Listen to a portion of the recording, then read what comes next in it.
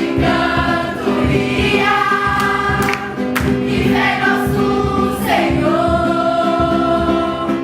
Sou Thiago Ramos, de Caraguatatuba, sou diretor da companhia Timbalaê. A companhia surgiu das oficinas culturais da Fundação Cultural no ano passado. Na verdade, eles já vinham com um processo e eu interrompi o processo e começamos outro processo. E daí a gente resolveu montar Contos de Areia. Contos de Areia é um espetáculo de Daniel Forjaz, o texto de Daniel Forjaz, e que trabalha um pouco da cultura local, lá de Caraguá, cultura caiçara, cultura dos pescadores.